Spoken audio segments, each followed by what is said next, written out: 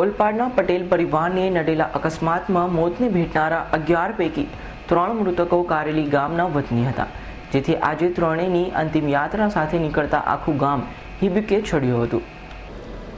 America જઈ રહેલા સુરતના ઓલપાડના પટેલ પરિવારને મહારાષ્ટ્રના તરસાલી ગામે સર્જાયેલા ગમખ્વાર અકસ્માતમાં મોતને ભેટનાર 3 મૃતકોના મૃતદેહોને કારેલી ગામ ખાતે અંતિમ વિધિ માટે લવાયા હતા. અંતિમ વિધિ કરાયા બાદ એકી સાથે 3 નનામી નીકળતા ગામ આખું હિબકે ચડ્યું હતું. એક જ પરિવારના પતિ પત્ની અને પુત્ર એમ 3 સભ્યોના મોતને પગલે ગામ આખામાં શોકનું મોજું ફરી વળ્યું છે. બપોરે 4 કલાકે કારેલી ગામ ખાતેથી નીકળેલી અંતિમ યાત્રામાં મોટી સંખ્યામાં ગામ લોકો અને કાળાચૂડા કડવા પાટીદાર સમાજના અગ્રણીઓ જોડાયા હતા અને ચોધાર આંસુએ અંતિમ વિદાય આપી હતી. નાના બાળકોથી લઈ યુવાનો અને વડીલો આમ તમામ લોકોની અશ્રુભીની થઈ ગઈ હતી.